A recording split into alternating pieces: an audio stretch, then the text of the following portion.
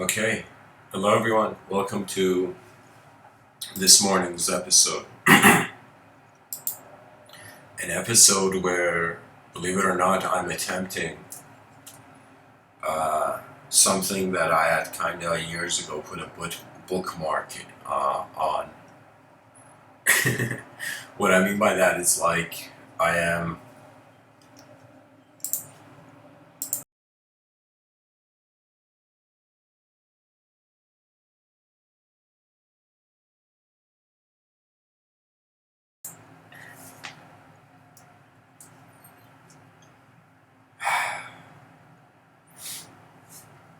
witnessing the soul of heaven and earth and wondering about the purpose of the elemental dimension.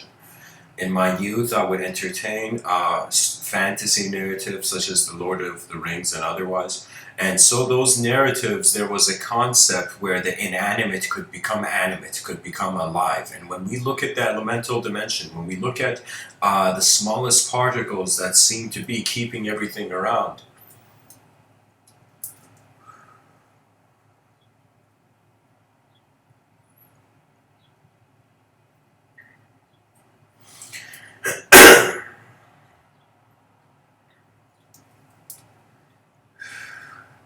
to wonder if your world is alive or not is one of the great questions of human life, human living. You pretty much find yourself as an attention in the room. Somebody lit a candle.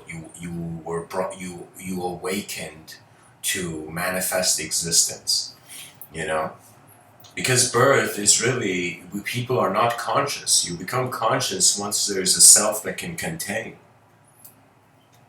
The self contains the world through consciousness, believe it or not. That means wherever your attention is, that's like a light beam, and it's as if a smoke cloud is hitting the light beam, and only the part of the smoke cloud that's in the light beam you can see.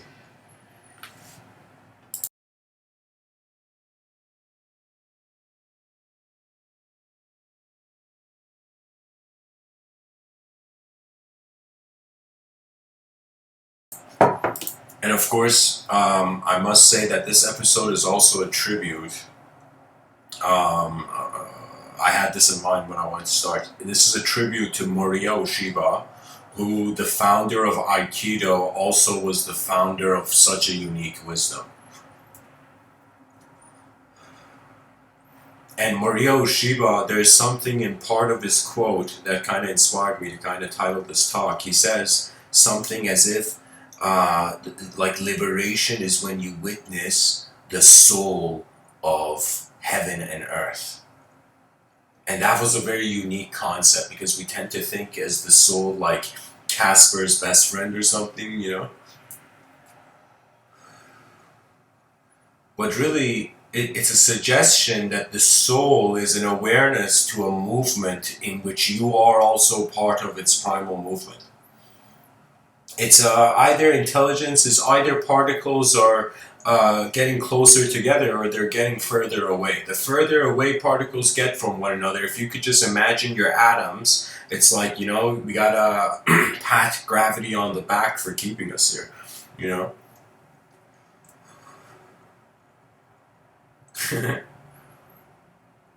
In one of my science fiction works, I've created a character called Lord Graviton, and he could actually control anywhere he went the gravity field of the planet.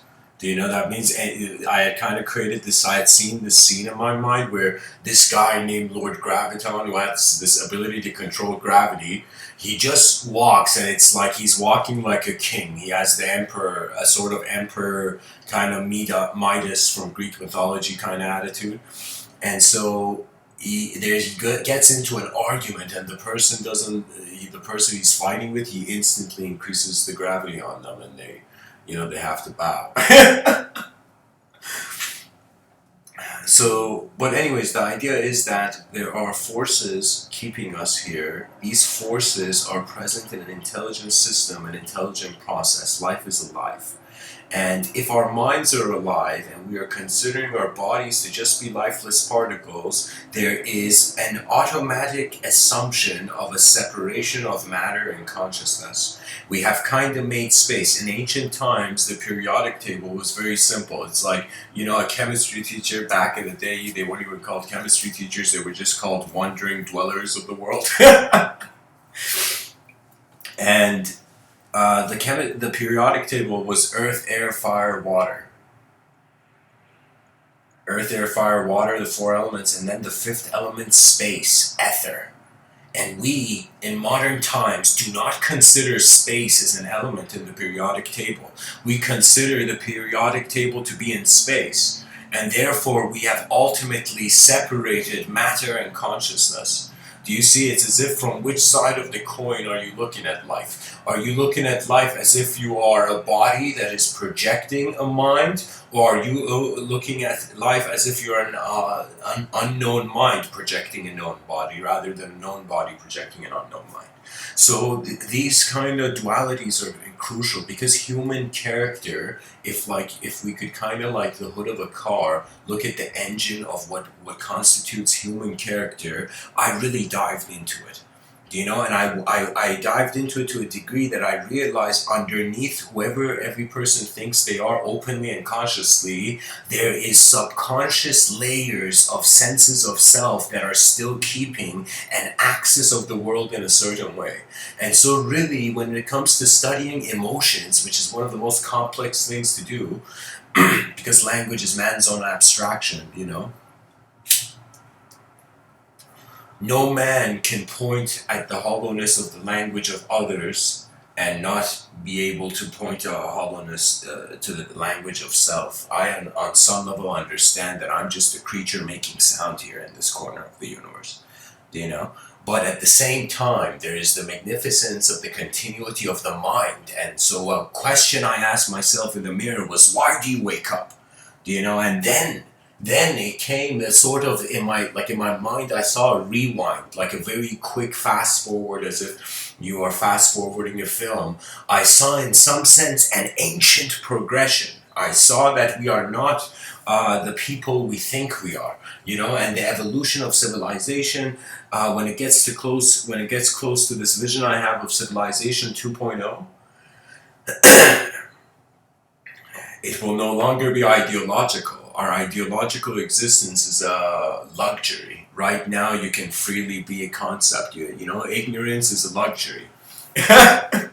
Because when you see it's kind of like ignorance is a bunker, but the frontline wars are always happening. There are always greater dimensions of intensity, and the greater dimensions of intensity, if in a hierarchical system of causality and its effect, you kind of see, or let me say it like this, in like ancient mystical sense, it was as if when the gods had anger, the person's karma was already set.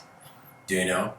And this notion that there were gods, for example, the ancient Greeks, like if you were an ancient Greek kid and you didn't believe there were gods walking on clouds, you'd be like the strange one there.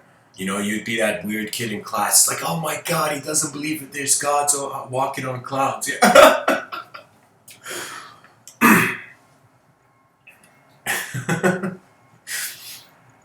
The vision I see simply is that really we have no other option, okay? We have no other option in this world other than advancement. I mean, what else is there? Human beings have again, I'm going to take your attention to this point, that we spark language.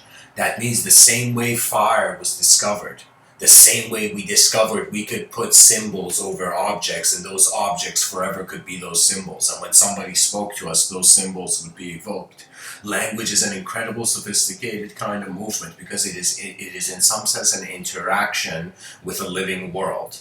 That means you really can't have the concept language ceases to exist when either the self is out of the equation or the world. That means if there's no world, there's no self you can talk about. If there's no self, what world is there? Who is there a world for? So you see, it's a state of mind. We are like creatures that were sensitive to our biological program, how our bodies evolved. Now we're like, okay, we got minds. What are we going to do with these minds? And so what we do is that people pretty much like a coin flip. Some people choose to contribute to what I consider that are inner technologies. It's more mental work, and the concept the word mental is so outdated. It's like literally seeing like, it's dust on the hieroglyphics.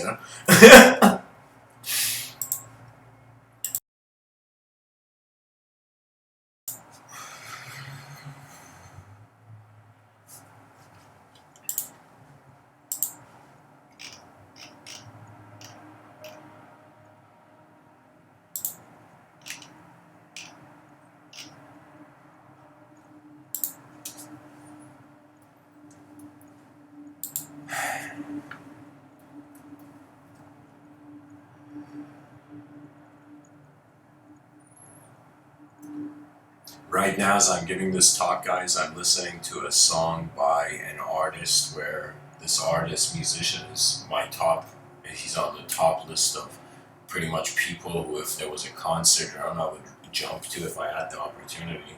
Their name is Hammock, Hammock.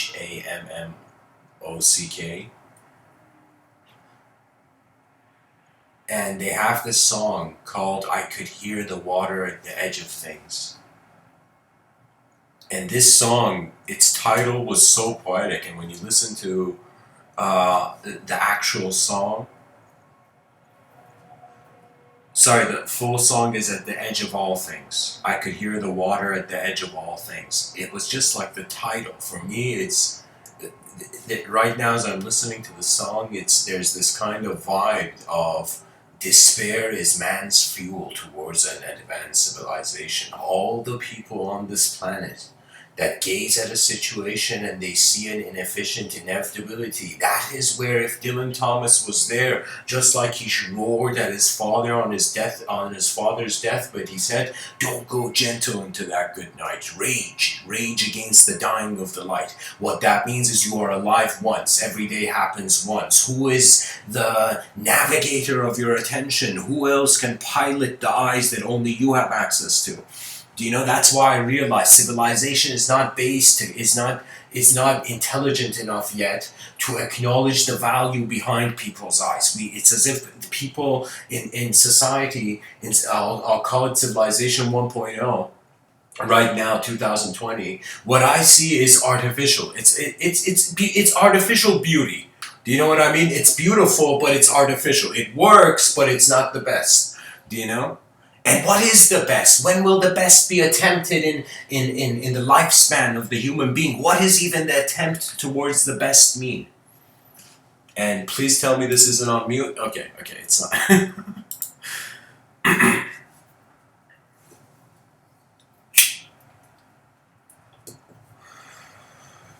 To witness the soul of heaven and earth means you as a creature have ran enough laps around the sun, been enough experientially schooled by life, that you have come to a sense of what is the owner of the idea, what is the owner of the thought in the moment. You know how many times language has come to use my existence as a mask? Do you know how many times belief systems, you can say like an alien invasion, where in some sense kind of in my youth I was like, what is this? You enter a room, one set of language becomes active. You enter another room, other people are there, another set of language activates. And I was like, what is this? Is this world playing behind our eyes? And I realized it was. And then I realized the language threshold, that's a concept that I developed, I think a year ago. It's, I think, one of the most important ideas ever known to man. And it's the idea that language doesn't hold it all. Language is not our precious. Language is a technology. Language is a technology, simply said. It's like an instrument you pick up and use. If you think you are the words, you will be bound. Your attention will be bound. So it's like stand as a free presence, then and animate the personality. Because I am telling you, one thing I regretted in my youth, that it was something, I mean, I to be honest, like, I don't regret anything on some level, but on one level, when I look at things that I could have done more efficiently, when I look at my youth, There were so many moments where I had the correct result in mind, but my archetypal kind of bound personality, shy personality, didn't attempt. So what I lacked in my youth, eventually life kind of slammed me on the ground towards, you know. So I'm telling you, life is something where I realize we are. It's as if whatever we could think we are, there's just an energy is conscious of itself through some sort of life form, through some sort of form of life. Okay. Now we have to realize where language deviates from dualism. And when you look at linguistics, pretty much you see it's the attempt of the eyes behind, the vision behind the eyes of man to be shared with the vision in front of the eyes of man. That's it. That means for me, when I see a writer, that's some person who's had certain life put certain pressures. These pressures automatically make you self-aware. That means imagine like you were in a room and like I don't know, four people started to tickle you. That's like one of those battles where you have to kind of like run at that point. But the idea is that every impact is a readjustment, realignment. Do you see? There's a living component to life, and that's why in Eastern traditions, discipline had a sort of divine glow to it. You know, when we look at language, for me, it's like when you want to. It's like the same way there's the pyramids of Giza, which is a wonder of the world. The Sanskrit language, Sanskrit. It was known as the language of the light beings.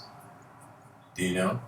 And so Sanskrit is like the wonder of the world in languages. Do you know? And what it means is a language has to be an experiential kind of access. Do you know? What that means is we think only the world has to move first, then we can move. You know, even though that is sometimes that is the case, but when you kind of imagine right now somebody came and told you, you know, the Universal Declaration of Human Rights says freedom of speech, therefore that means freedom to perceive and communicate. So you, how much have you as a human being given yourself freedom? And the concept of giving yourself freedom is one of those concepts that's kind of, people can have a love and hate relationship with it. You know, if you hate yourself, you don't want to give yourself freedom. If you love yourself, you can't wait for freedom. You know? But the most important thing in life is that every mind, every DNA is like a unique instrument. Your vision as a conscious being is an instrument, and only you can learn to play it. That's when all the teachings, all the books, it's like you imagine you opened a book, you had read all the books in the library of man's knowledge, and so you opened up the last book, and the last book was like, yo, stop reading. The book told you to stop reading. Can you imagine? And what is it beyond? It's experience. So it's kind of like life gives you enough colors to paint, or you can say animate the moment. And when one, in their psychology, this is something that ever since a sort of anarchist, egoic construct of freedom entered Western culture, it was literally like, you know, imagine being in a hotel, but choosing to, imagine paying for a hotel, a really expensive hotel for 7 nights, but just choosing to sleep in the lobby. Do you know what I mean? It's one of those things where it's like there's a better way to handle something, but you're not doing it, for example.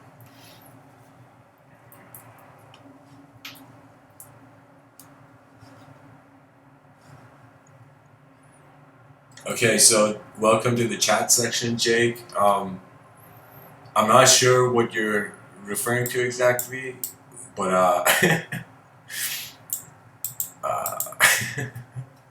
but I agree.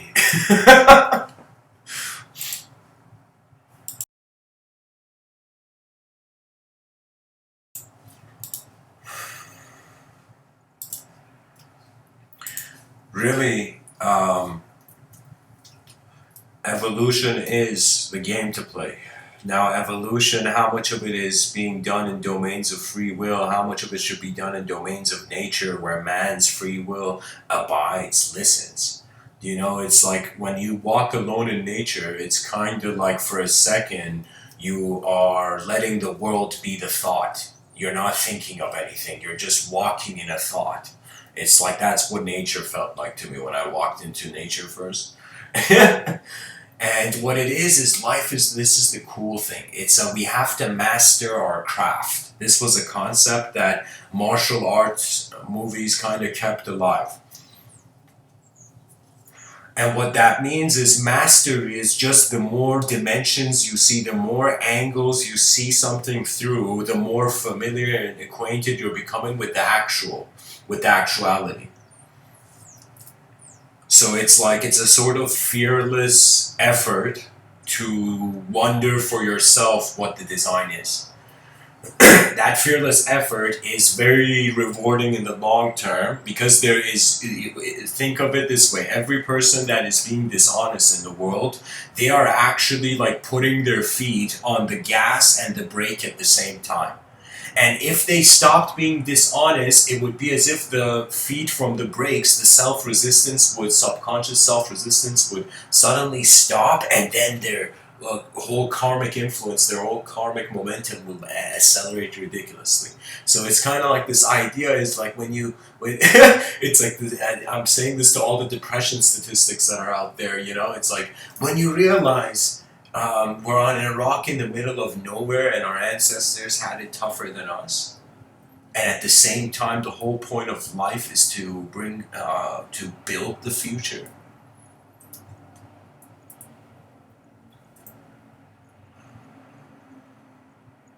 The Sufi dervishes, 1,000 years ago in Nishapur, Iran, Persia, these Sufi dervishes had a saying, the likes of Hafiz and Attar, where they had this concept and they would say to die before you die. And these were very mystical, experiential kind of oriented people. You know, that means their whole kind of archetypes were based on a reunion with a sort of divine will that held everything as it was. It was as if the way the world is how the universe is speaking to you strangely as the whole moment. You know, it's an attention to attention into a reversion back into a sort of inseparability of any sort of individual activity you have ever witnessed and any sort of cosmic activity that can be conceived. So it's as if your mind and your body become witness simultaneously. So you're neither a creature of mind, you're neither a creature of body at that point. So what are you then? That's when the witness is like how I've created this concept. I call it the ring of the absent heaven. And it's pretty much my view on how all the dimensions of reality, once confronted, they will become like a ring. They will become like a ring where the void's purpose is the singular dimension. The singular dimension's purpose is the dualistic dimension. The dualistic dimension's purpose is the infinite dimensions. The infinite dimension's purpose is the void dimension. And so it's like a ring. It's a cycle. It's a cycle of dimensions. It's like just like how there seasons. There are seasons. There are seasons for dimensions, if I can say that. Dimensions are also changing. And so the magnitude of this change, of course, makes it immeasurable to the limitations of our language technology, our inner technologies. So what does that mean? That means right now, we should not think we know anything as a species, and we should treat ourselves as hunter-gatherers of our inner realms. And in some sense, see if the inner realm like imagine there was this law in a society, I'm definitely going to write a story about this. Imagine there was a law in society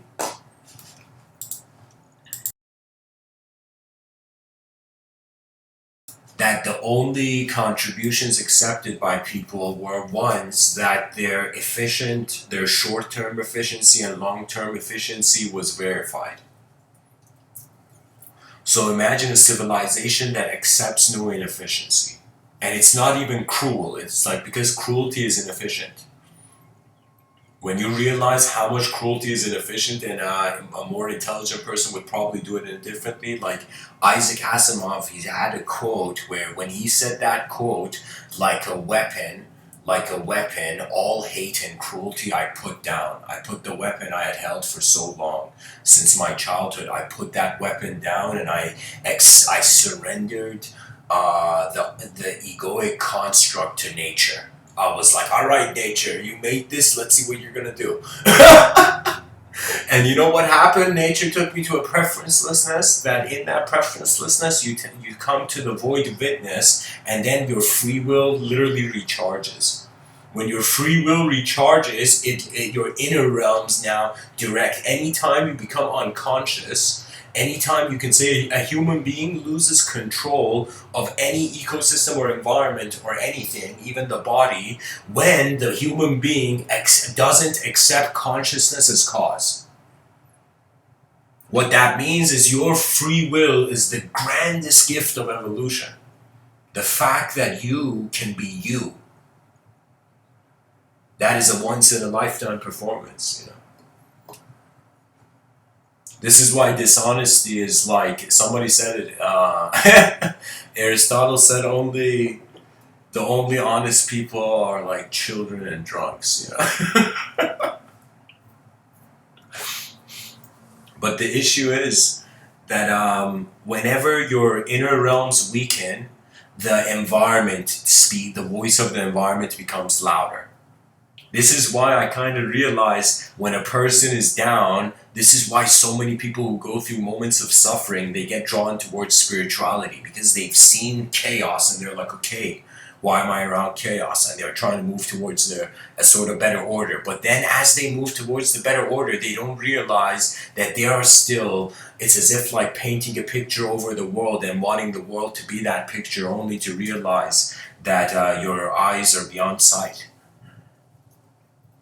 And what does that mean? That means we have to find, I don't know, like gather around all the philosophers in the world, create a new school of Athens 2.0, a global community where it's as if with incredible funding, where it's as if any human being that writes an essay or contributes to this question or in philosophy gets a certain sum. You know, the fastest way to advance the educational system is to invest in it, but even faster than investing in it, wow, yeah.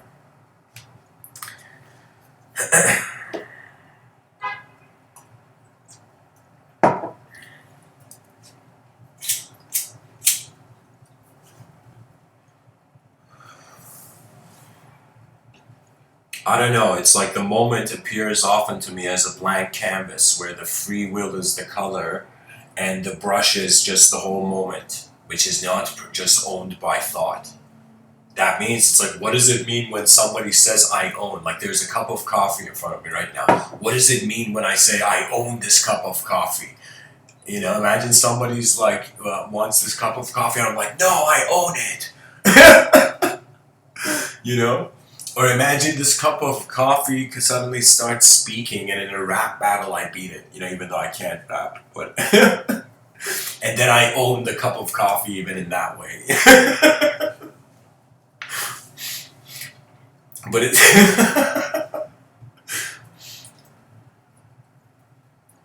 the idea is that we're not an idea, and so what are we? We are unknown sight.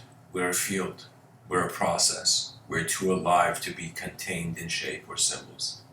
Therefore, the evolution of symbols can be increased at full speed. You know, there was a time I was seeing society and I looked at history, and you know what you see in history? Pretty much there is the game of reality and illusion. It's weird. When I saw history, it's literally like sine waves. It's like a bunch of squiggly lines, you know, trying to endure as long as possible.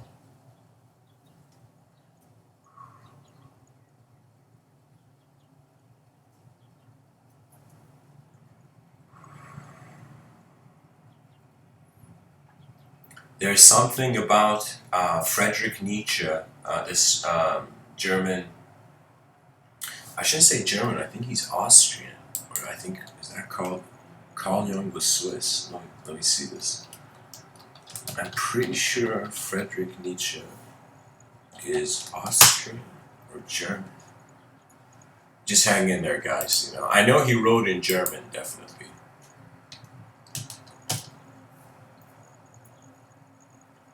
Yeah, he's German. There we go. I think I'm confusing him with Beethoven. Like Beethoven's place of birth or something. But anyways.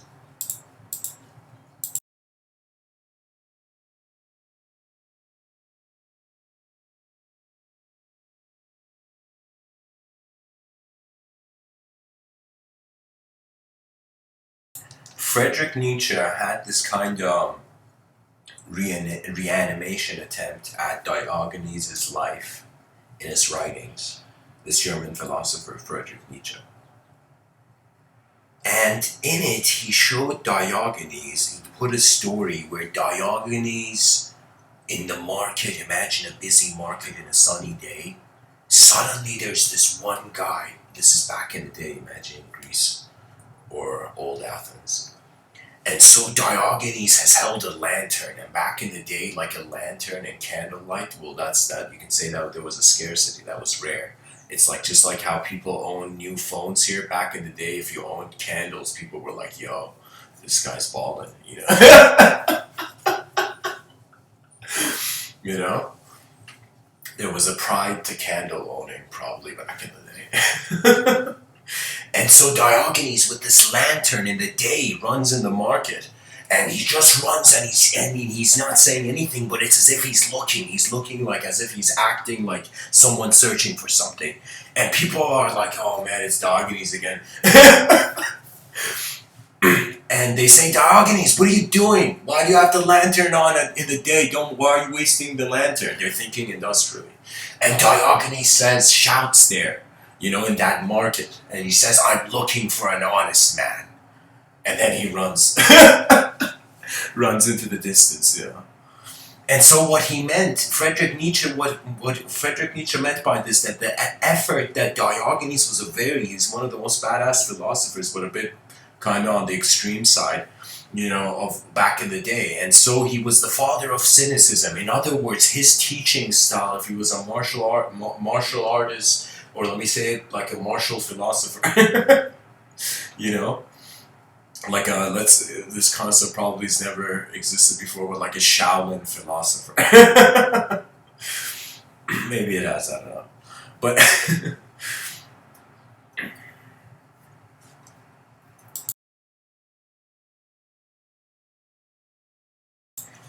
pretty much the ability of a mind to move beyond the limitations of its own self-conception. Because if you say you are in charge of your whole moment, okay, if you consider that, that means you're in charge of your mind.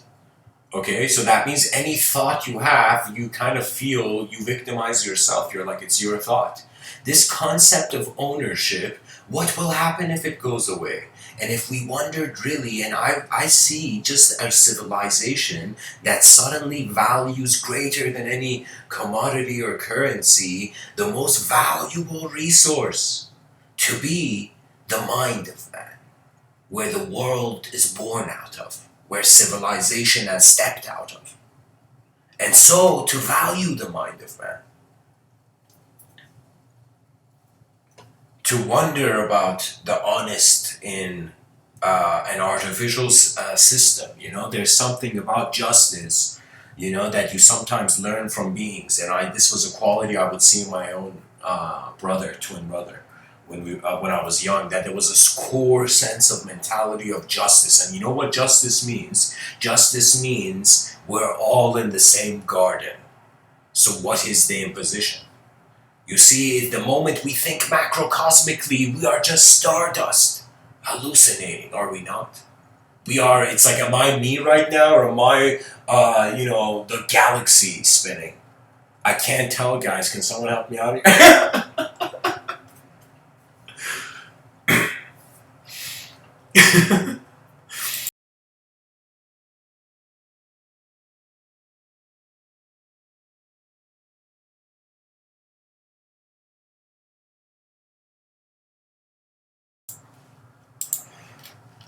You know, guys, I'll share something that in 2013, I wrote this poetic kind of, like, through this fast writing style I have, I wrote this.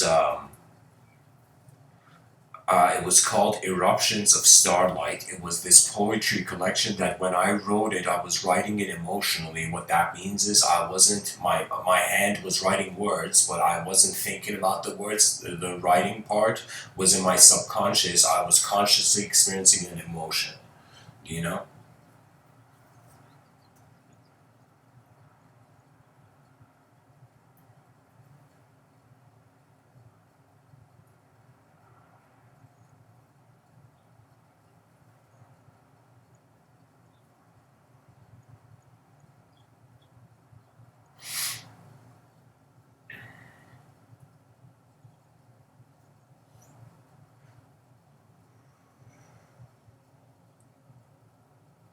And when emotions move your finger when you write, it's like behind every word there is a spiraling world. There's something happening.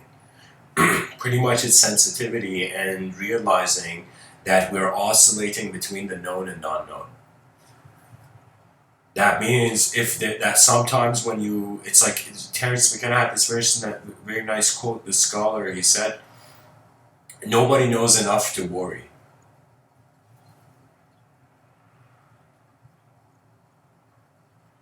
and what that means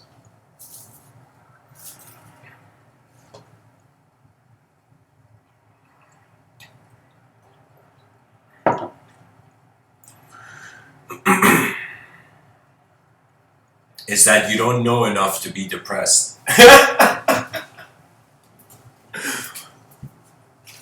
It's like that means also you don't know enough to know you failed. That's also how that works, I think.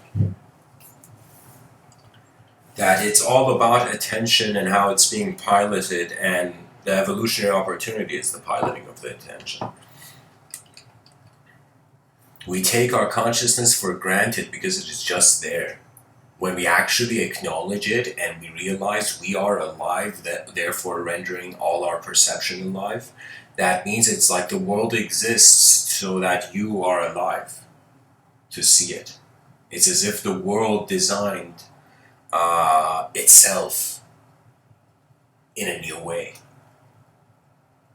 And Rupert Sheldrake, of course, he speaks about morphic fields, this kind of metaphysical scientist, I would say. Or a scientific metaphysician, I don't know. Or maybe I should just say scientist, I don't know. But he speaks about how the behavior of civilizations rising and falling is actually like a habitual memory field of the planet, right? So this study that there are greater fields, it's like I could totally see Rupert Sheldrake's contribution. He was a really conscious guy, you know?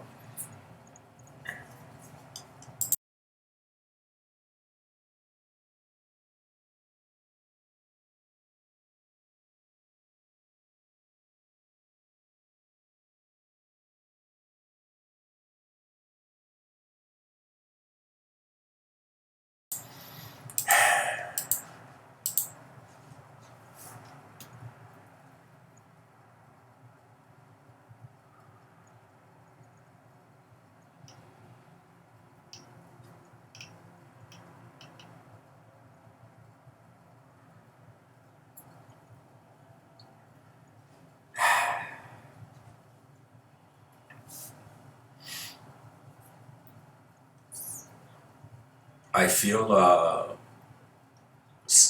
culture, everything can appear as a program. Everything can be systemized, you know? You can have a wilderness towards the translation of systems, and you can also add an experiential wilderness, and you can have an indirect kind of structured, maybe even crystalline view.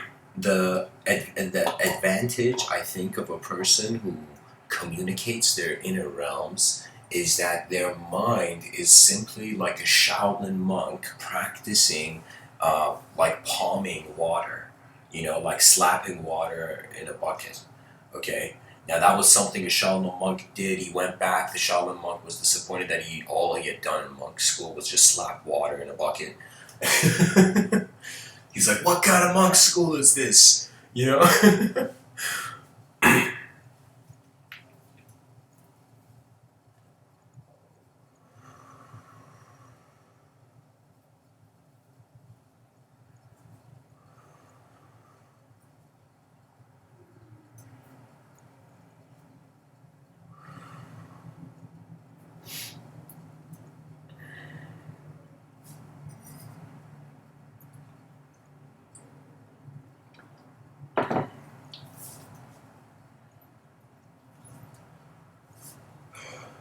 I kind of think of it this way, guys. I mean, if we think about our intelligence just like our heartbeat, I mean, every part of the human body is kind of like a clue to our psychology, is it not?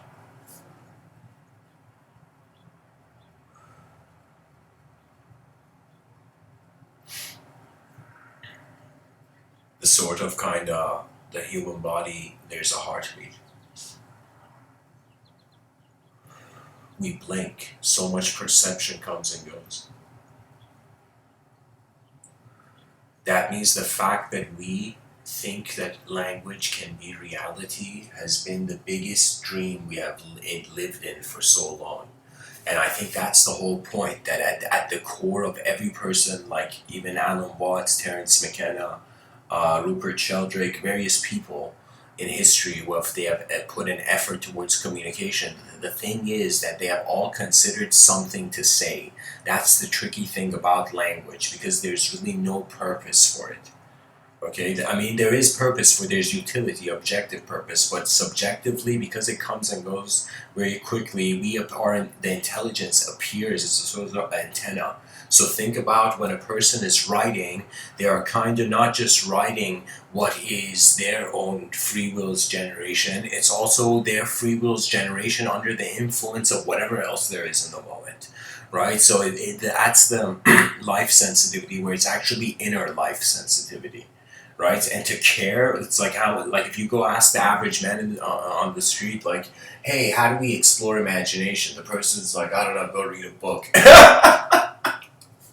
But really, what it is like we don't have methods that much. I mean, we have various methods through history, but people haven't cared for it because they haven't been able. The educational system has failed to communicate an interesting enough story for the human mind to engage with.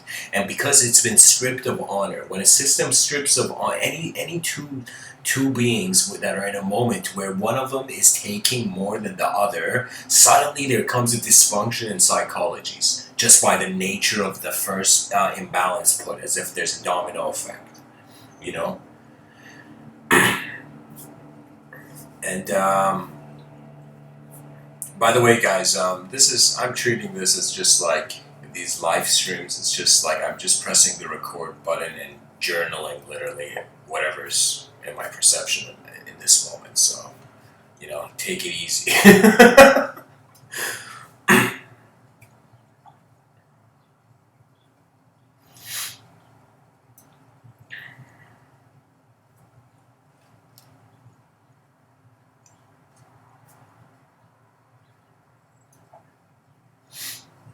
I think Carl Jung came and mapped it between the unconscious and conscious, and that was helpful because he gave symbols to abstract movements.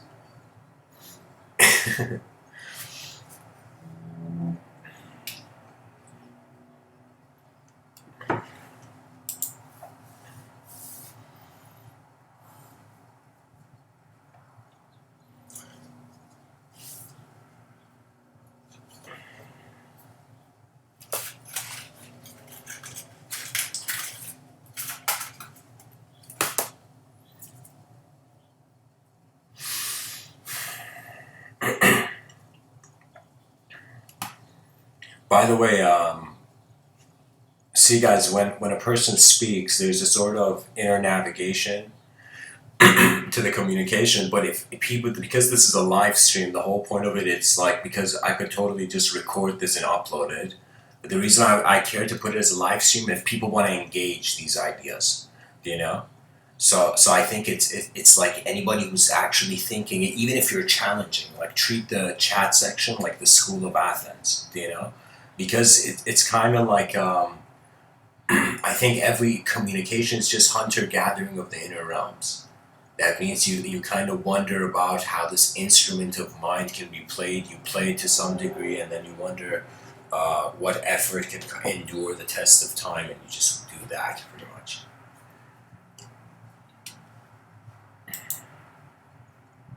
You see, if you're not comfortable as a being with a changing universe, you're going to endlessly seek beliefs as armor. And the issue with that is that it's trying to it's like putting a like portrait painting in front of your face to a degree, your peripheral vision, and you see nothing else. It's like the portrait is like an inch away from your face, you know?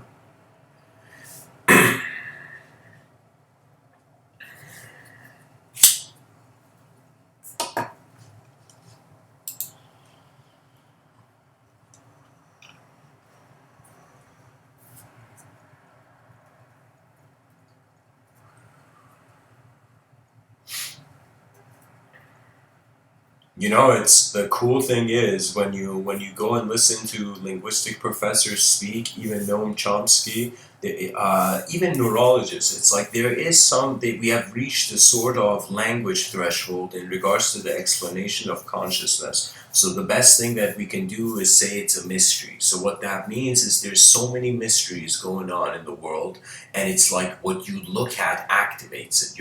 It's like I'm telling you, there have been even moments where I'll tell you an example. Like I was in the UK and I was new. This was 2014 when these talks were beginning, and I had a roommate friend at the time where his name was Ciro, and he was kind of like showing me around town. And then we're going somewhere, and I walk. I have this habit because, like, let me tell you, being uh, experiencing your youth in like country like Iran, crossing the street is so intuitive. But it doesn't mean the intuition is always correct. So this time in the UK, I feel like I see nothing, but I had it was as if my mind hadn't been acquainted to how fast those red buses move. And so I remember I'm just talking and speaking to Ciro, and as I'm walking, suddenly Ciro pushes me back and a red bus moves, and there's this sudden silence and shock where we both start laughing, and then it's like, but then there's a subtle pause, like, holy shit. You know, it was like an intense moment, right?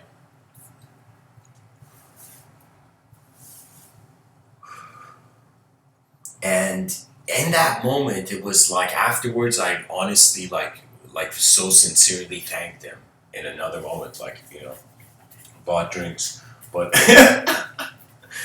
you know, UK, living in Birmingham, UK is a totally different life, you know. But anyways, I remember that time at night I would come and give these talks, and I had this moment of just solitude with myself where I was sitting on the grass. Like my Asian place had this grass, and I just didn't care. I would go sit on the grass. And so I just sat on the grass and just kind of like for a second was like, whoa, everything that I am right now could have, on that day where that incident happened, could have all been not here right now. And then that even inspired me more to wonder about what's actually here. Because it's a very interesting thing that you look in the mirror and you can instantly tell what you physically are. Instant, you just see it, you know? But when you see, for example, who is looking through your eyes into the mirror, that's the whole point of the mystical aim. That's kind of like what I'm trying to, that's the river I'm kind of throwing my words as leaves into.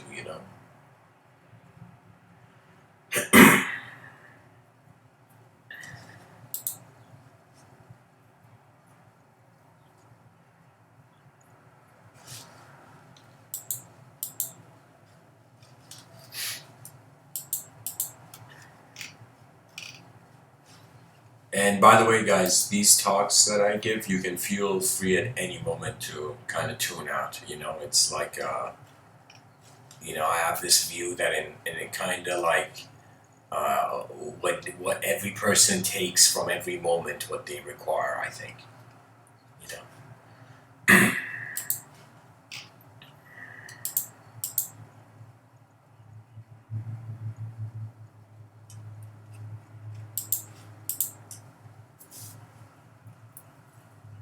Kind of like, making fire with sticks and stones. I feel we are trying to uncover the nature of an unknown field with words, with objects and subjects. And if you for a second thought that nobody on Earth knew what was going on, what kind of citizen of what kind of civilization would you be? This idea of civilization 2.0 was, I can tell you, it's my life's work pretty much. And it's this vision I had that civilization in 600 years must aim. That means as if I'm planting a seed with this idea. Because the idea is beyond my lifetime, you know?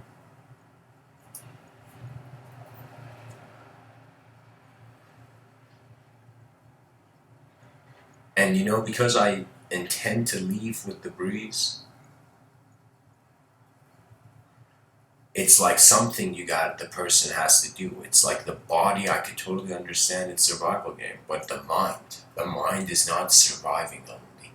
The mind is wandering. The mind has been put into awe. The mind has acknowledged the void. The mind has seen chaos's dance with order, and the mind has seen the gods that never existed.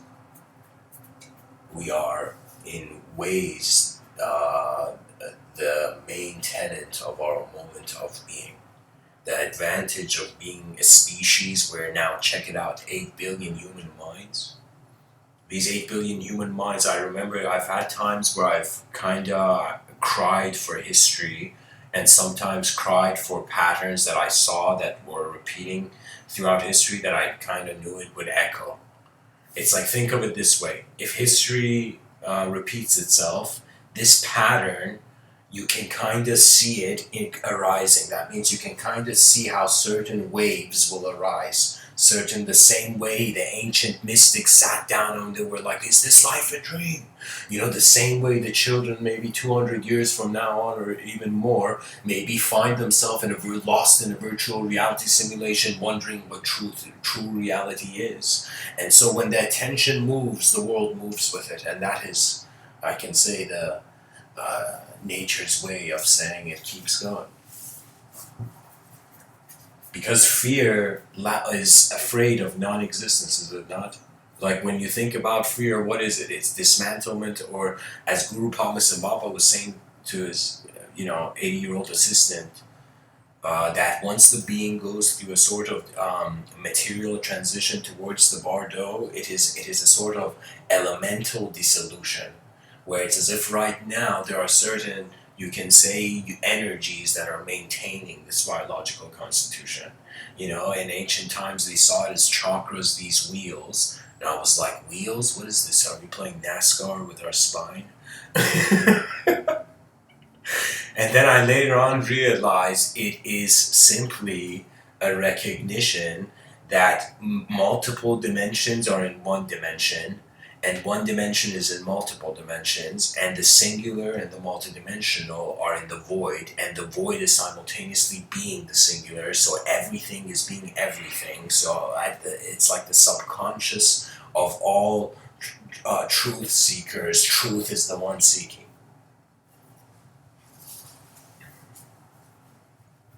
So I think the effort is to get people wondering about how are we animating reality. How are we animating even reality into imagination? And so what is this effort to move beyond the language threshold? That's an incredible time. I think I'm going to be alive for it, but it's...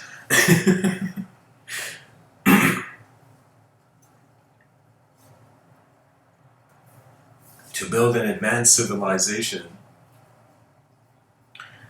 Civilization 2.0 has 3 phases, and you can say this is I'm one person in a universe of, believe it or not, billion trillion stars. So I'm just one voice in this macrocosm. But I'm sharing this idea that Civilization 2.0 is Mr.Within's, you can say, greatest strategy, or I find it's literally the best option of our species. And if we can master this approach, pretty much I've created a map to bypass extinction.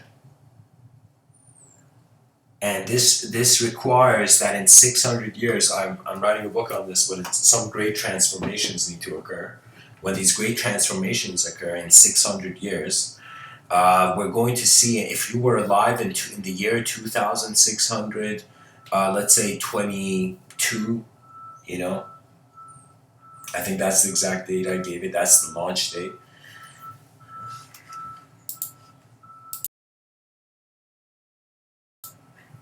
It's like you're walking, you imagine you're just like in a grassland, and you suddenly look at the distance and you see something strange. And you first think, is it an earthquake? What is it? And then you suddenly see all the cities, all the infrastructure of our civilization through super advanced, I call them sky cities, pretty much we're making our civilization into spaceships and beyond. Okay, but Sky City is a stage before the civilization becomes a spaceship. Now, I've dedicated a talk to this, but anyways. So, phase 1 of Civilization 2.0 is get the civilization into the sky. That's it. Phase 1. So, in 2622 is going to be, if you were standing in that grass field, you're seeing all the infrastructure, all the cities, lifting into the sky, you know? As if for the first time man has attempted to limit his orbit because he's like, let's give Gaia a rest.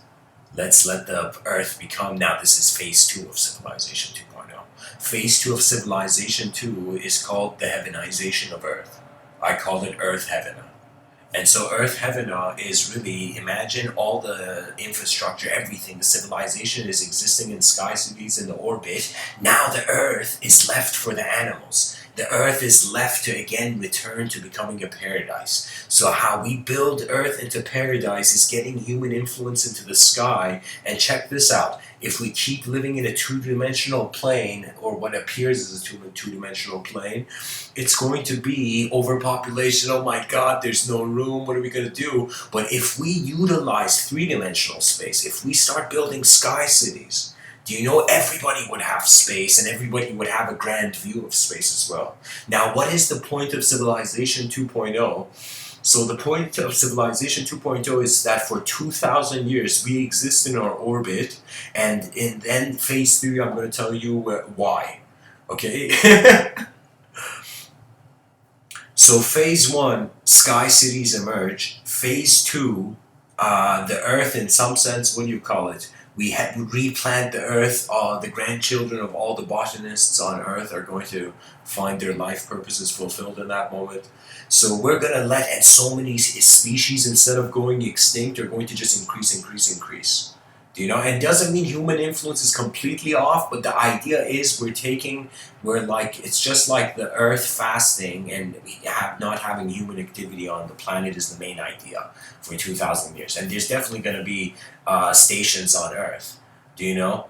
It's just what I mean by that is that most of the infrastructure is there, so Earth is becoming more and more like a kind of untouched Earth, like a new Earth. So that once phase 2 is complete, that's when we can say civilization phase 3 begins, and phase 3 is the attempt of Civilization 2.0 to be the first civilization that is self-aware. So the civilization is wondering now, why did it come into the sky? Why is it doing this? And then, hopefully by that time, there would be a decision made where the decision is going to be that we keep Earth, we keep living in sky cities and advance our sky cities, and we keep Earth as a plan B. Do you know what I mean? As a plan B. And the plan A is interstellar. We're trying to make our civilization interstellar. And there's going to be at that point, for the first time, an attempt at interstellar inner technologies, which means that it's going to be just like, we're going to have pilots that are going to actually hover interstellar spaceships at that point. This is maybe like more than 3,000 years from now, I'm presuming, if this idea of mine works, yeah. If this blueprint is efficiently accessed. So what happens is then it's advancement beyond the language threshold. At that point, it would be as if like civilization. Imagine at that point you would be a child in the streets of this magnificent sky cities, now wondering should we go back on Earth or should we go and explore and have the children of the future generations become interstellar. And it's pretty much every generation does the best of its ability, and then it says tag you're it to the next generations, and that's it. The shores of time kind of wipe whatever you write on the sand. So it's the utility while it's here, pretty much. That means life matters while you're living it.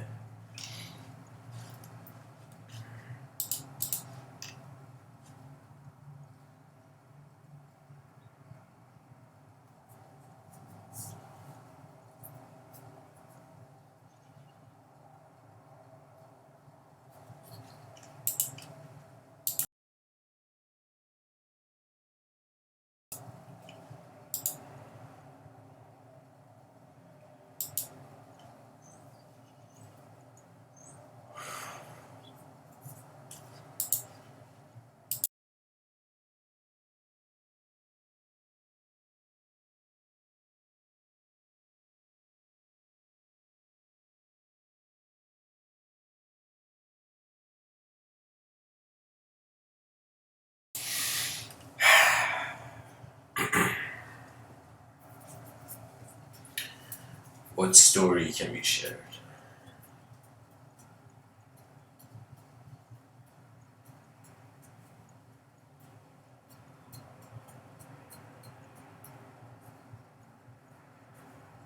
I think there is an attributeless presence. This attributeless presence is so purely witnessing, where you can say it's like it's the awareness to being prior to anything done. That was the awareness to Tao. That was the sincerity every guru ever in the world was asking for. And then when I say guru, I mean the position of the teacher in anything. You know, to be honest, life is your first guru. Your mind is your first teacher. You know, then your mind becomes a student of the teachings of other minds. That's the whole symbiosis of living with a world where ideas are not just products of one's mind only. It's like with language is a way of bridging the inner realms. Now, how does the person choose to use it? Does the person's communication display uh, uh, savage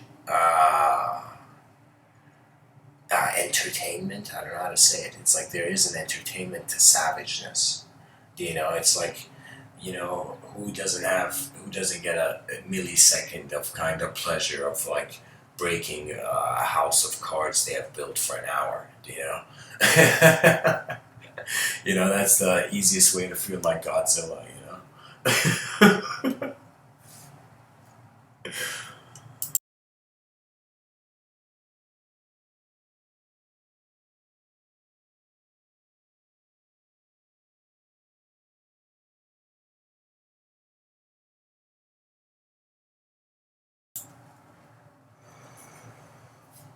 I think the world needs more designers than philosophers, of course. I feel that this is pretty much it. The world is just an occurrence, a grand happening. Now, this grand happening is occurring through various designs, and these designs find in themselves intelligent through a spherical sensory perception. So, how cool is that, guys? That when we really get down to business, there is no business. Language is as hollow as where the attention goes next. So that means there's a complete authorization for revolutions in all cultural programs when the true nature of man transcends the limits of the linguistic belief. We have to become artists of our inner realms, I find.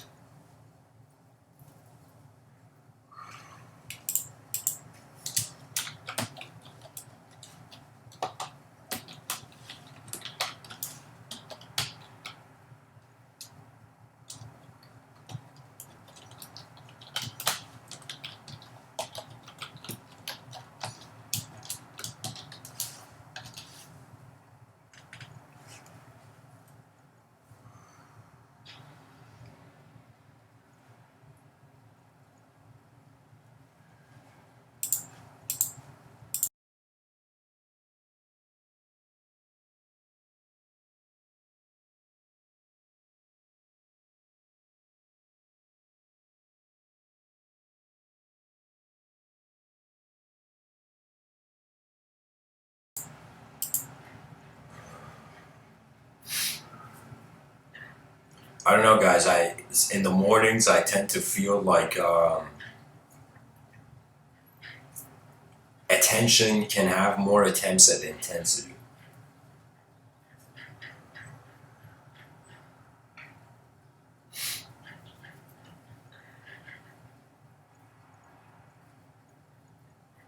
I'm going to share with you a very unique chapter of a science fiction thing I've written. I don't know why, but I got a feeling to do this. Like, the chapter is called The Andromedan Pilot.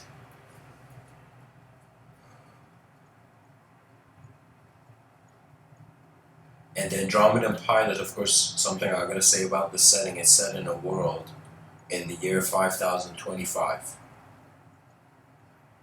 And Earth has different parallel dimensions, and there's even a government called the Enlightened Society that administers. It's the first government ever to administer multiple parallel dimensions of Earth, and it's governed by artists. Artists are running the Enlightened Society. It's like there's no longer politicians. These are just artists that have treated all knowledge like art, so all ideologies have become like artwork, so that all wars have stopped because every ideology has been acknowledged as having a sort of artistic value, as a sort of a sculpture in our history that our eyes saw.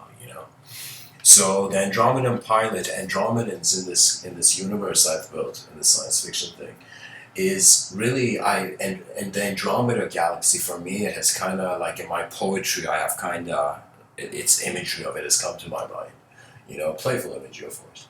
And so the Andromedan civilization of my science fiction novel is the most enlightened and advanced. It's advanced, but it's internally advanced, the most internally advanced civilization by like eons advanced. Okay.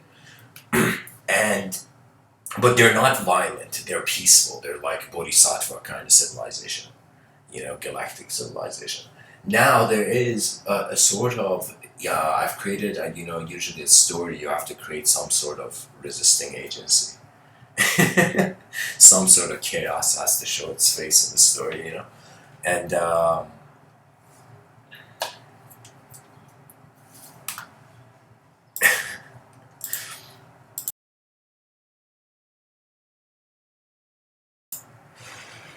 anyways, this evil species called the Darkons.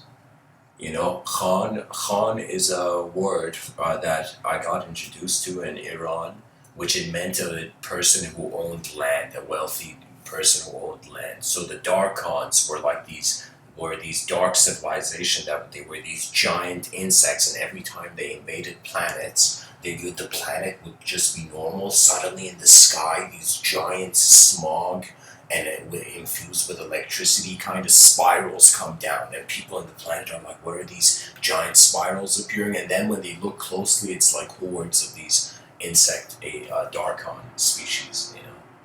This kind of insect species that elementally they're like electric and kind of they're not robots, but it's like insects that smog and electricity is infused in their thing. So anyways, the Darkons, they're kind of known in the book as the most advanced evil civilization. They're not enlightened, they're not wise, they don't care about life in the way that Andromeda civilization, for example, cares.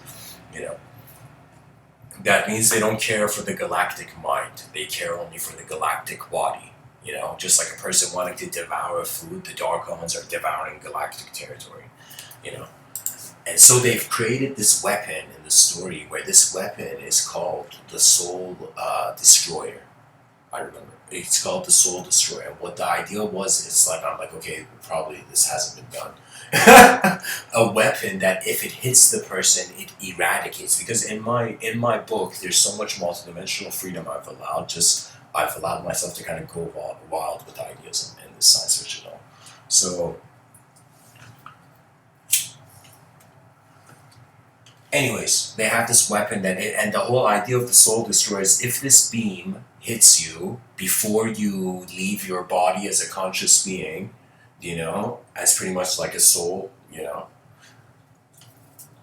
your soul gets destroyed if you don't leave your body and this weapon hits you. Your universal man, you get eradicated from the universal memory, pretty much. Memory field of the cosmos. Some sort of dark weapon like that, like galactically cruel, So the whole idea of the Andromedan pilot is there's this Andromedan crew, not even a fighter crew, kind of spaceship going, and there's a person who's the Andromedan pilot, and this Andromedan pilot is actually a kind of royal family member in the Andromeda civilization. He's the son of royalty, but he's just doing a simple, humble task working in the crew. Now, what happens is as their spaceship is near Earth, the Darkons, which have invaded a parallel dimension of Earth, the enlightened society didn't even know there was. Do you know? Later on, that's revealed in the book, not in this chapter, though. So what happens is that the Soul Destroyer weapon is being tested on them. Do you know? And so when the weapon hits, because of his the Andromedan pilot has a unique consciousness, so he's the only one from his crew that last second, as if he suddenly intuitively knows what's going on, and he leaves his body instantly. Like a pilot ejecting a plane.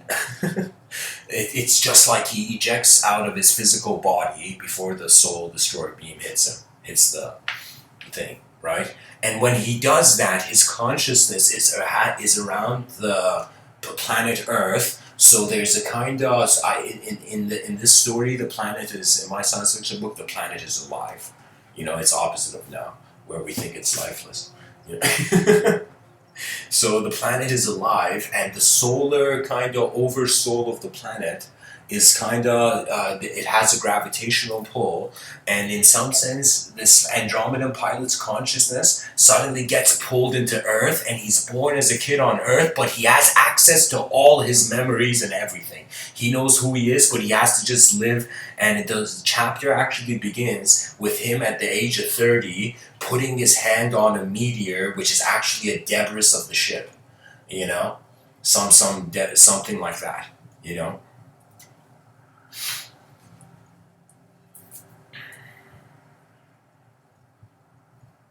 And that's the story of the Andromedan pilot. Now, what he does later is kind of fascinating because his story, there's a sort of destiny kind of line in his destiny kind of path, I can say, or just pretty much an arrow I've drawn for the destiny of this character in the science fiction novel, where because he is one of the most advanced pilots in the galaxy, he can pilot planes of existence. So when any time in the story where he's about, and even if it's an army confronting him, he can pilot their planes of existence. He can literally, like an army can run after him to kill him, and he literally directs their attention, pilots their attention out internally somewhere else. Like he's a very unique character, But yeah, and something like that. The story has such a cool ending, I think. I think an ending never seen in science fiction. But I can't share it. Because literally, I can't share it. Just remember this.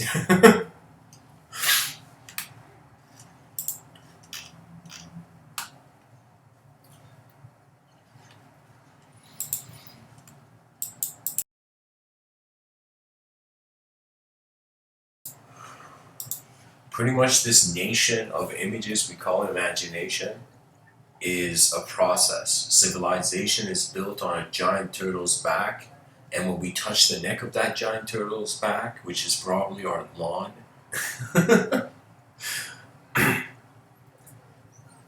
we see that beyond the sphere of how much our inner realms have divided the world, if you simply allow yourself to engage the external realm, so much easier life happens. I don't know why, but it's like that. If you become aware of yourself in simple and conscious ways, then I feel the complexity has just become second nature eventually, because there's nowhere left to go, that the attention really pilots your soul. At least the way the person paints it. So what is it? It's like pretty much, this is what I feel is as a being, not just as a person. as a member of civilization, as a being, I feel language is like Thor's hammer that has somehow fallen into our hand, fallen into the mind of the species. And so we are using this language like this hammer and slamming it at the walls of the unknown, trying to shatter the simulation of how far our limitations has let us see. You know, in scientific circles, it's like inspiration as a Type 3 civilization, a civilization that can harness the power of its sun. What that means is we don't want to just build relationships with empty space. We want to also build relationships with the light in our eyes. That's self-inquiry, pretty much. That's pretty much all that meditation can be. Your mind letting itself settle enough to see itself reflecting whatever it has influenced it so far. And this is the thing, because any system is just like a surfer on a surfboard. When the surfboard is becoming shaky, that means it's high risk, quick decisions have to be made. So that quick decision is for a second letting the shaking happen and just feeling the wave and instantly coming back onto the wave. You know? So it's about learning to kind of realize that intelligence is not just what we see. How fascinating is that? And if sight is only what we're talking about and all our proofs are limited to our sight and we know there's stuff beyond our sight, it's like language is automatically limited. That's why when Ludwig Wittgenstein said the limits of my language are the limits of my world, he meant my inner realms are limited to how far I can stretch the objective.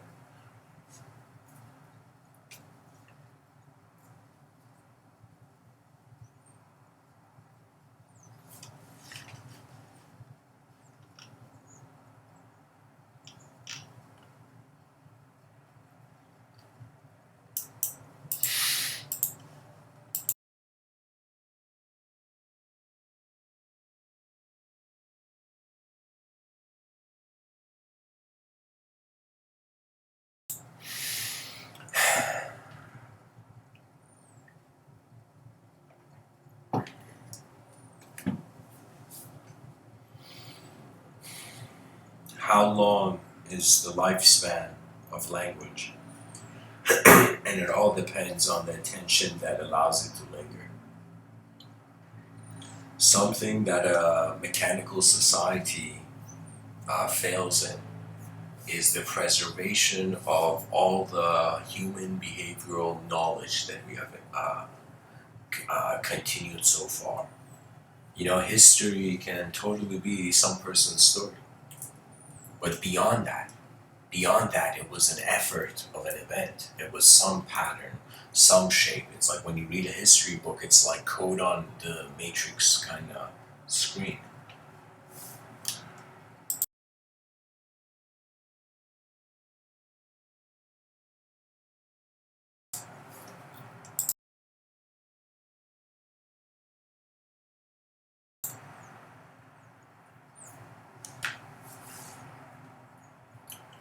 There was a time I was sitting on the porch and in playfully in my inner realms, just based on the emotion I had in that moment, my mind began to fathom. I was sitting on the porch and there were at the table and there were chairs around the table, and for a second my mind playfully fathomed, okay, let me see how, if I attempted to see the greatest version of myself, or let me say like this, the worst version of myself and the greatest version of myself sitting right in front of me at the table, what would it look like? And so I thought about all the sins I had done in my life, and I thought about all the deeds, what I had perceived to be deeds in my life. And then I wondered, what if I had seen those two? I separated the dimensions, and who would I be if I had just done the sins, and who would I be if I had just done the deeds? And I pretty much looked at it, it's like my memory suddenly, all my memories stepped into two lines. And it was a sort of recognition in that moment that chaos and order is being witnessed at the same time. And think about the kind of savageness that extreme belief systems do. And when I say an extreme belief system, it's not a comment on the psychology or that on the archetypes of the belief system. It's a comment on the effect of the ideological system. And so for me, it's like in the educational system, no teacher was like, it evoked an inspiration to be an explorer of the living world. That was the failure of the educational system, that it set the bar low, and the students were even lower. You know? And knowledge kind of became inferior to the economical system's rewards.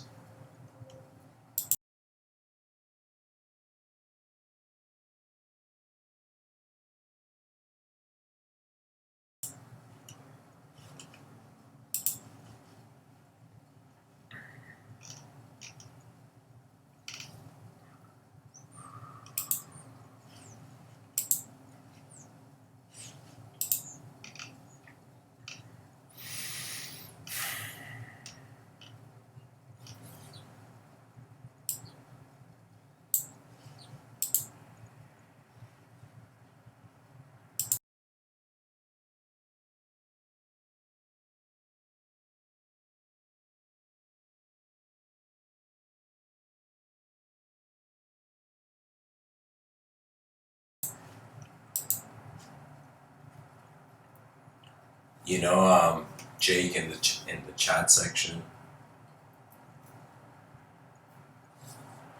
I would respond to your comment.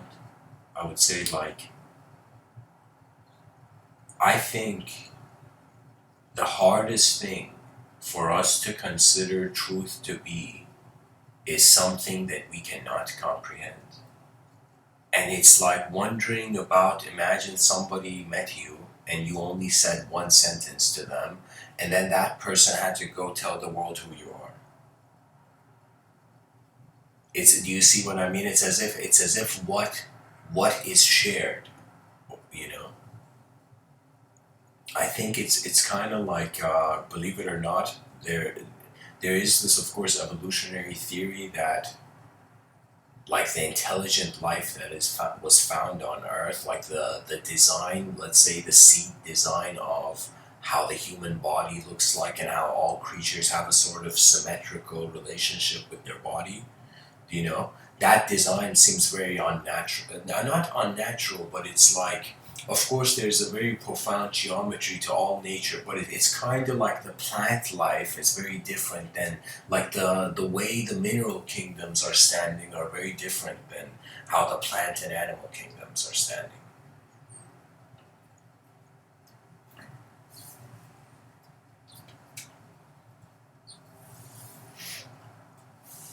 So dust, we can say dust from one planet could have come on Earth. That could be a source of the design. Another could be is that, I find this is, it's like pretty much human psychology, with morality being good and bad, with heaven being, with there being these archetypes of light and darkness, and Carl Jung speaking about the shadow self and the real self and all this. You know, this is all kind of,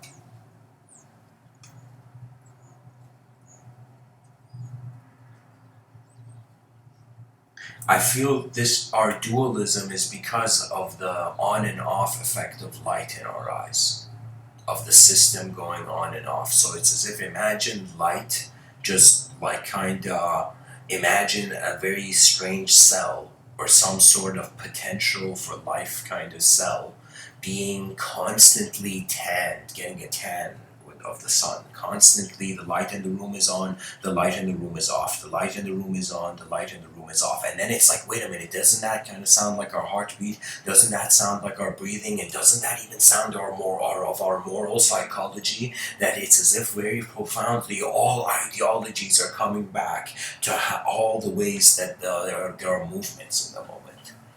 You know, so intelligence is, I think, uh, at its core, undefined. You can't. It moves beyond language, the language threshold. That means it's like, who can define love? You know, and many poets have tried. You know, but love is too mysterious. You know?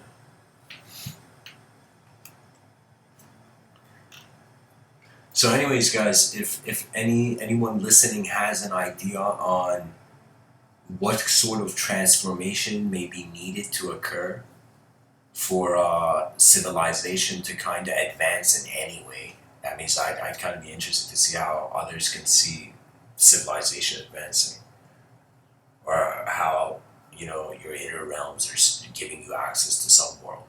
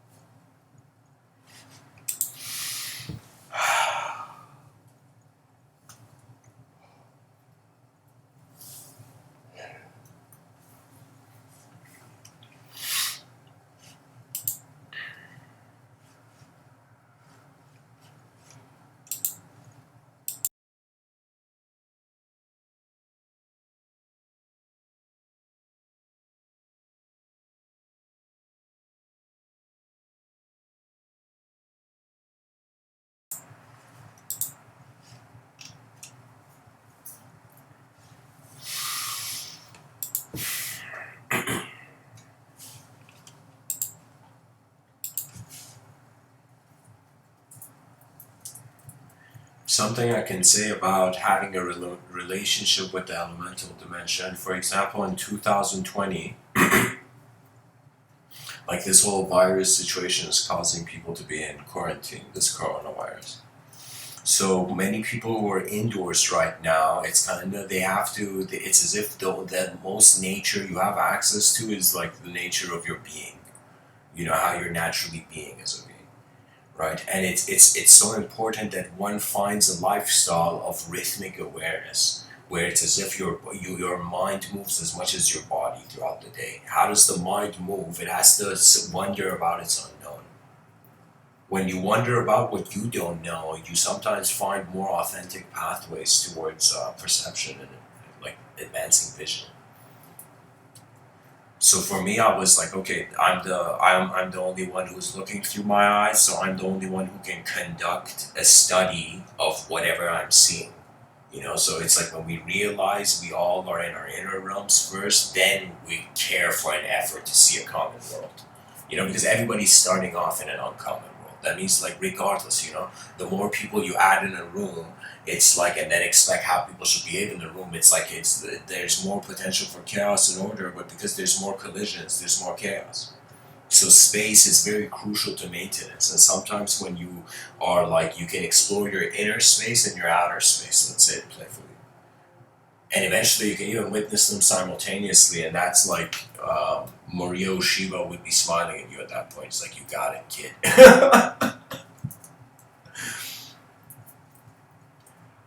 And I don't know, like this picture I chose, I think this is an uncommon sight to see, lava pour into the ocean, to see the elements interacting. It's like literally in this moment you can see earth, air, fire, and water.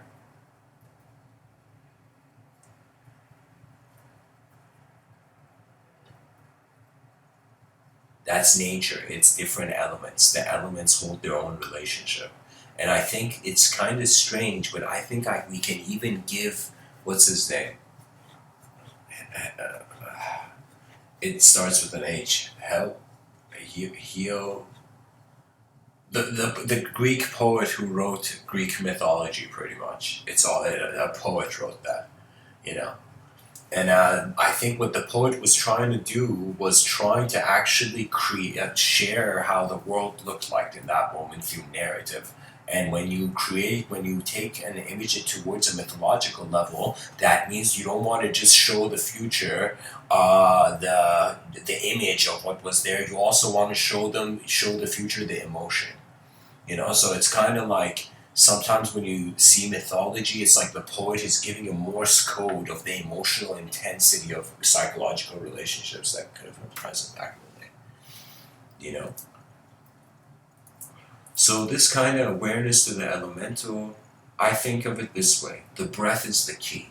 So when I think about breathing, I'm like, for me, it's an allegiance with wind, with how my mind, my life, my imagination, everything can just move like a attributeless wind. I've termed it the winds of evolution. I feel like we all can access a state of mind where we literally feel we're not just a creature on the world.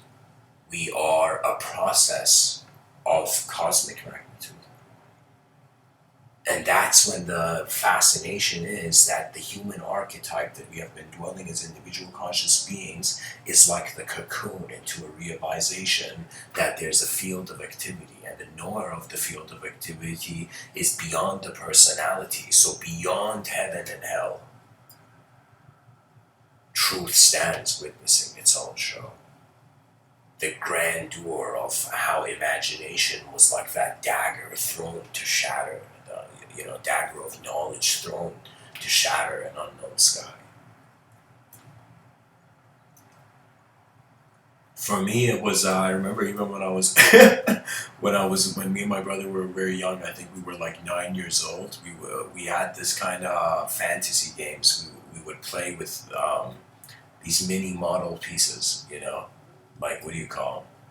Some of them we would even build, like what was it called? Lord of the Rings kind of characters, model kind of small model figurines or something, you know. And so I would always choose the mage because for me the fact that a person can control the environment just by their will was like epic. But the mage didn't have close combat ability, for example, and there was always a balance to how the stories evolve because if there is natural effort, that natural effort echoes, you know. So the thing about just in the 6th century, how human beings put, in some sense, a personality, in some sense, to the cosmos. That's it. I mean, what is God?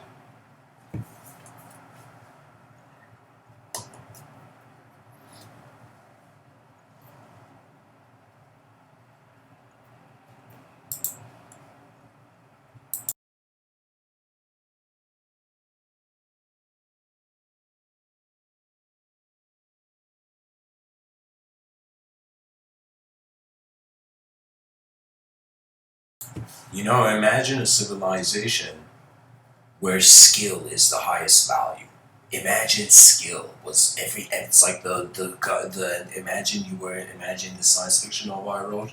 Imagine for a second the enlightened society and comes and says human beings are their minds are the rare resource, and there are. It's like for the first time the inner realms are being valued more than the outer realms. That's a safe way of moving into cyberspace culture. It's as if we have to think of it this way: if you're a great dancer, you know, or someone, maybe you're like a great Shaolin, like martial artist or something, whatever, or like a great instrumentalist or something. But whatever it is, it's like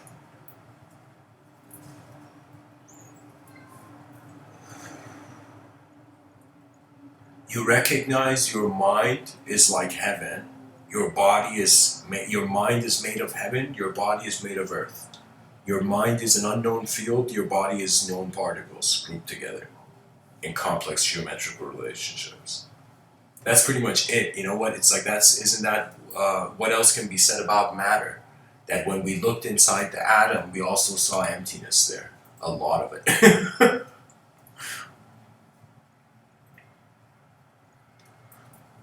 I think humility is crucial for the purification of knowledge.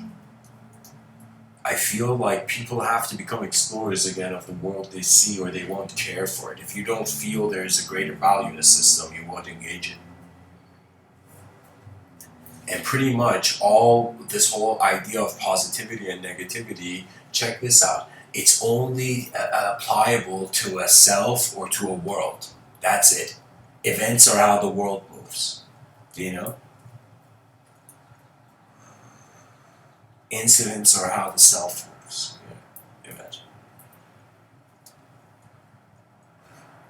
Pretty much, instead of the person believing something, they are like thinking about it and they're like, wait a minute, could the self have an axis where it's like there's a potential for a known self and there's a potential for an unknown self. At the moment this axis is engaged, then comes the self-reflective, the symmetrical reflection, which is the world asking the question. And then you're like, wait a minute, is there a known world and is there an unknown world?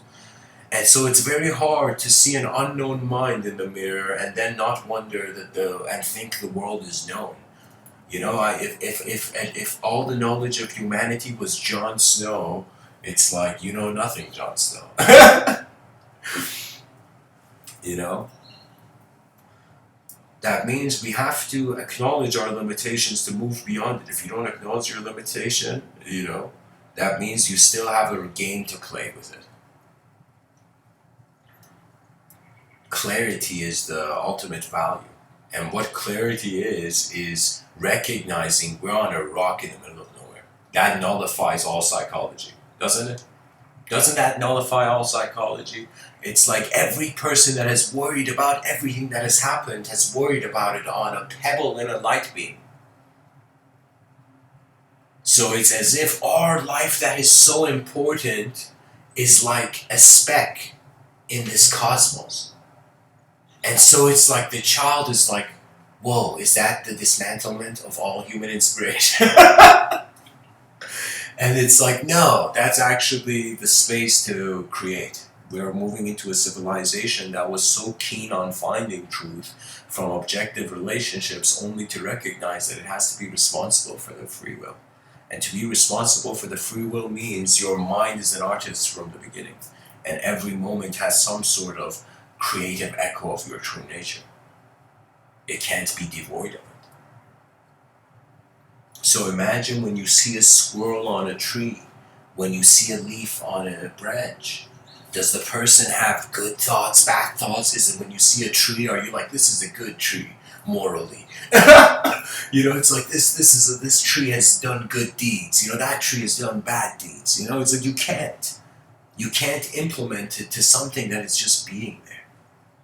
And in your inner realms, there will come aspects of human psychology or even one psychology where you'll suddenly notice something that is lingering in the edge of your sphere of awareness. And so our only way to study really beyond the language threshold is to wonder what language is. It's as if after we're done slamming the hammer at the world's walls at the edge of the world simulation, trying to make cracks of freedom, then we suddenly realize, no, we have to slam the hammer against what it has built against its own strength. And what that means is that there is a direction. There is literally, it's like a chess game. Extinction is a chess game, but it's a chess game with nature. And nature can suddenly make a move, and nature can even make a move out of turn. It's like you can make one move and nature suddenly has made 3 moves. And so I thought about it, what was so alluring about the film Independence Day? And it was for a second, humanity was like, oh my God, what's this creature doing on our turf? Let's kick it out and then fight against each other. So it was like an enemy of my enemy is my friend kind of situation where suddenly we were unified against the imposition of an extraterrestrial entity towards our fields of living.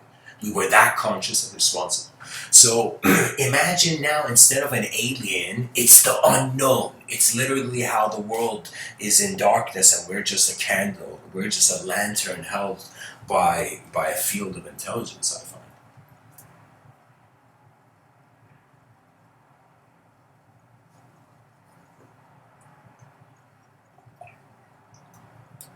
Because when you think about it, in Abrahamic context, it's very interesting because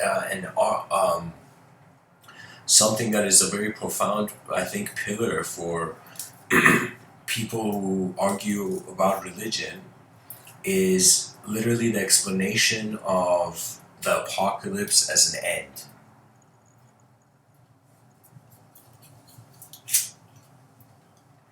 So what that means is it's like the self is living a life and then the world is living a life, and the world can die before the self, or the self can die before the world. And that means if there's a suggestion the world dies before the self can technically not die. Because in what world did it die in? The world died first, you know. So I think it's all about just attention. Attention is the biggest secret in life. Where your attention goes dictates your whatever karmic interpretation you want. Whatever story is a mask that fits your face well, you'll see one day that there was something just watching the moment. And it wasn't a thing, it was being. It is literally how nature is alive to itself before we named it. Because I have even memories, my earliest memories are memories before I learned language. It was just a sight in a room. And something came in the room and that was it.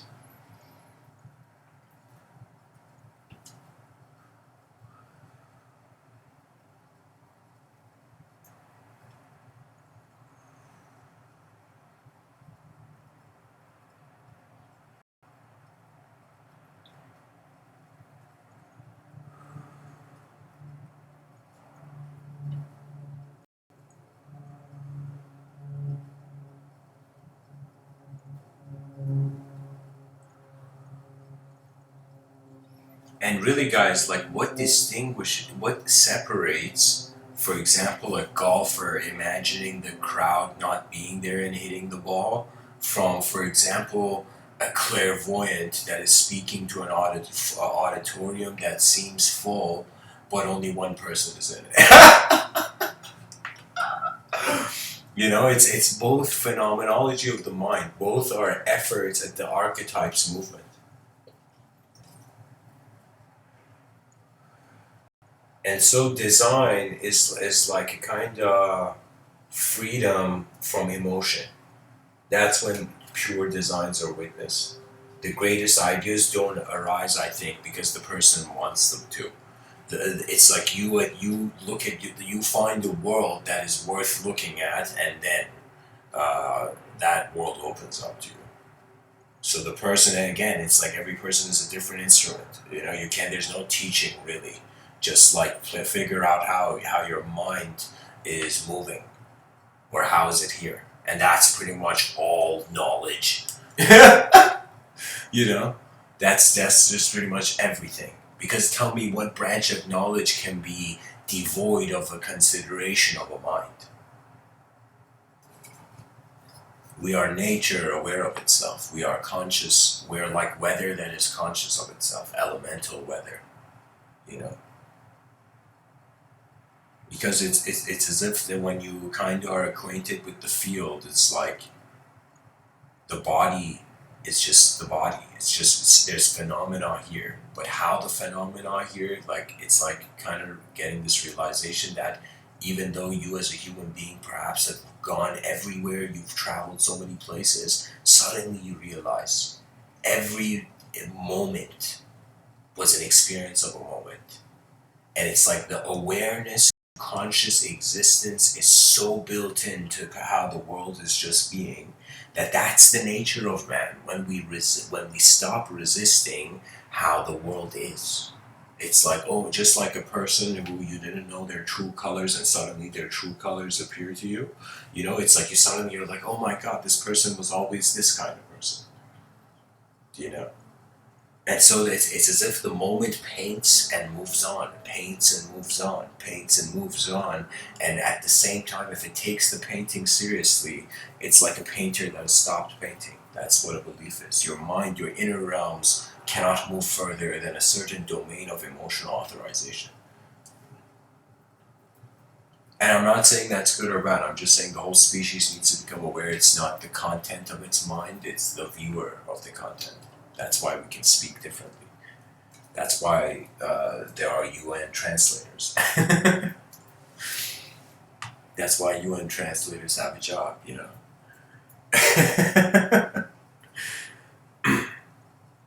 Because we are the masterpiece of evolution so far, really. We are the brush that now is drawing itself, you know.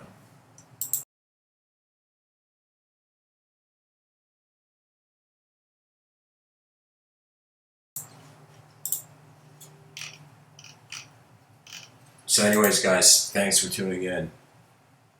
And really, honestly, this is how I feel. When something is important enough for you, you see it. Importance and the theme of importance infused with the piloting of the attention is how I feel it's like to ask yourself what the advanced version of yourself would look like and then wonder why you're not that, and that's it. The rest is your own, you'll already know, I feel. So anyways, guys, thanks for tuning in.